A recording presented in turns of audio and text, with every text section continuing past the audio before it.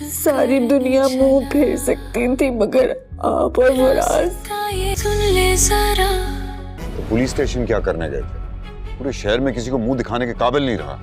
आपको कैसे चैन की नींद आ गई कि आपकी बेटी हवालात में मुझे बेवकूफ बनाकर किसी और के साथ रिलेशन में रही। इस पिस्तौल से एक गोली तो चलेगी, या उसकी जान लूंगा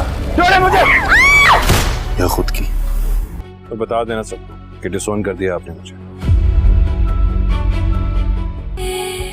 अम्मी, उसने मेरे भरोसे को, मेरे यकीन को तार तार कर दिया है। तू वाहिद सहारा है हमारा, जा उसकी जमानत करा, उसे आजाद करा मेरे बच्चे।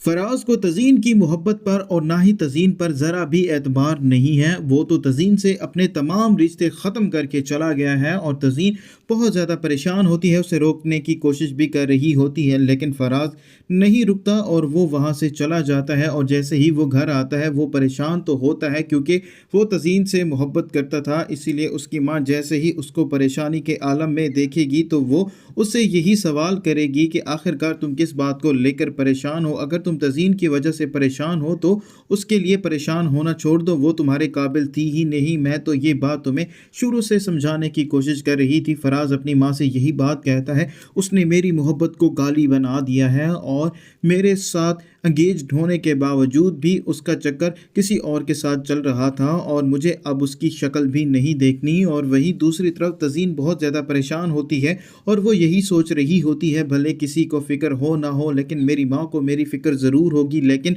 मैं हवालात में हूँ और मेरी माँ ने मुझे पूछना भी गवारा नहीं किया और ऐसा कैसे हो सकता है। और वहीं दूसरी तरफ मोहतशिम के बाप रज़ा को भी ये बात मालूम हो जाती है। मोहतशिम पुलिस स्टेशन गया था और जैसे ही मोहतशिम घर आता है तो उसका बाप रज़ा उसका इंतज़ार कर रहा होता है और उसे यही बात कहता है, तुमने मुझे पूरे माशरे में कहीं मुंह दिखाने के लायक नहीं छोड़ा और मुझे ये बात मालूम हुई है तुम पुलिस स्टेशन गए थे, क्या तुम ये बताना गवारा करोगे कि तुम पुलिस स्टेशन क्यों गए थे? रज़ा की ये बात सुनने के बाद मोहतशिम अपने बाप को कोई भी जवाब नहीं देता और वो यही बात कहता है कि आप यही सबको कहते हैं कि आपने अपने बेटे को डिसऑन कर दिया है। और जैसे ही रज़ा ये बात सुनेगा उसे गुस्सा आएगा और शायला इसी मौके का फ़ायदा उठाएगी और वो रज़ा को समझा बुझाकर अंदर ले जाएगी।